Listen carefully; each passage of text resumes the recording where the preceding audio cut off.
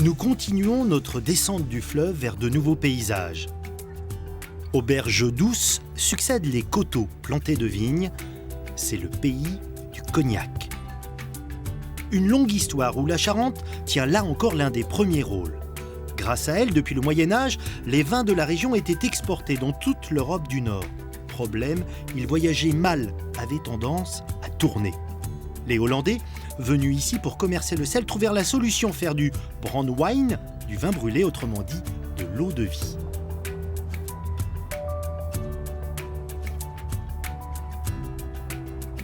Quel est l'intérêt de distiller du vin ? Alors l'intérêt de distiller du vin, c'est d'abord d'assurer et de pérenniser sa conservation, puisqu'on avait des vins avec des degrés relativement faibles, avec des acidités élevées, et d'autre part de réduire les volumes pour le transport. Donc on réduisait, en passant du vin à l'eau de vie, on réduisait les volumes à peu près par 5 voire 6. Moins de volume, plus de stabilité. Comment on utilise ces premières eaux de vie ? Alors ces premières eaux de vie sont utilisées en les diluant avec de l'eau pour essayer de retrouver un peu les caractéristiques du produit initial, et puis en rajoutant des aromates et en rajoutant du sucre. Pour le transport, on utilise bien sûr les incontournables barriques en chêne, si pratiques pour le voyage en bateau. Et c'est presque par hasard qu'on se rend compte que plus ces eaux de vie passent du temps dans les fûts, plus elles se bonifient. Les techniques s'améliorent. Grâce à la double distillation, on obtient des alcools encore plus fins, encore plus élaborés. On commence alors à assembler des eaux de vie d'âges différents, de crus différents. Le cognac, tel qu'on le connaît aujourd'hui, est né.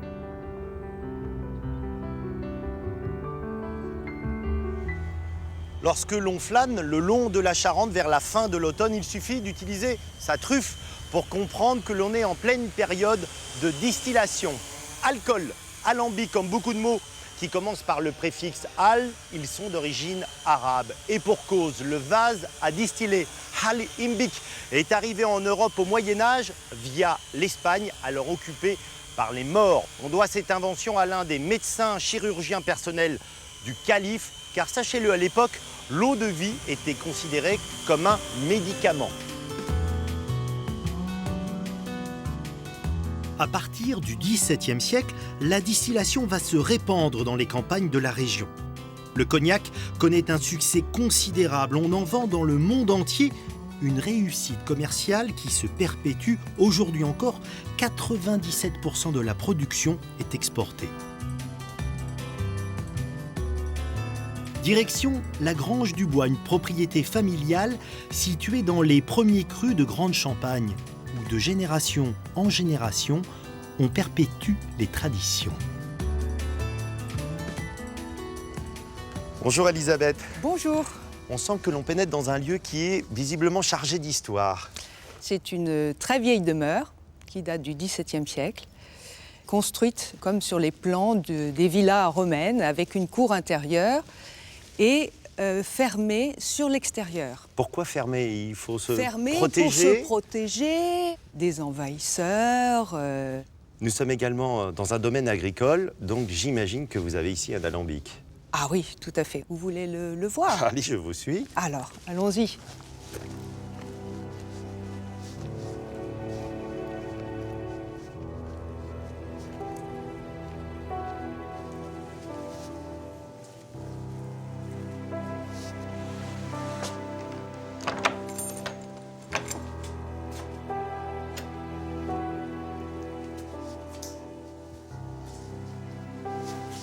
Quelle machine! Il est tout en cuivre rouge, martelé à la main. Mon grand-père, mon père l'ont utilisé. Concrètement, comment ça se passe? La distillation, c'est le moment vraiment important de la fabrication du cognac. D'abord, il faut dormir sur place pour surveiller le feu. Et il fallait être là pour surveiller 24 heures sur 24. Parce que si le feu s'interrompt, qu'est-ce qui se passe en... Il faut qu'il y ait un feu régulier, avec une courbe régulière. Et s'il y a trop de chauffe, ça risque de brûler et évidemment de faire un incendie. Hein. Je me souviens, il y avait un lit ici, un lit de camp, Mon père dormait là. Et de temps en temps, ma mère venait le rejoindre.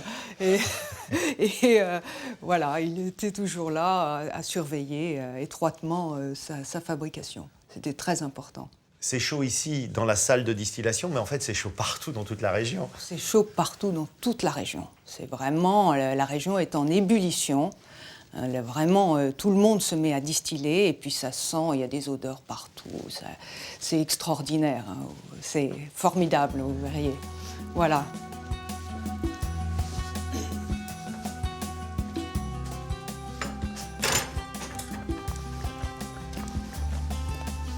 Ce qui est notable dans la région, c'est que beaucoup de bâtiments sont, j'allais dire sales, sont noirs.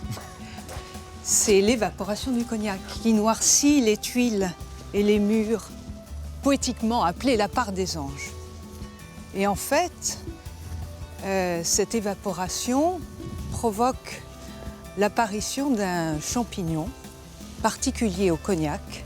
Alors là, c'est très notable, puisque ça, c'est une toiture récente. Et alors, à côté, Oui, vous voyez, ici, tout est noir et donc il y a du cognac dessous. Ça s'évapore. si je comprends bien, on est heureux quand c'est noir, c'est ça? On est très heureux quand c'est noir. Et il faut faire très attention quand même, parce qu'autrefois, on le disait que les autorités locales venaient regarder les propriétés et les endroits où c'était le plus noir. Parce que là était le cognac. Et aussi, on disait que les jeunes garçons, au moment de se marier, allaient faire un tour dans la région pour voir les propriétés, justement, où il y avait ces traces de noir. Hein. C'était le signe de la richesse, hein, le signe d'une grosse benace, comme on dit en charentais.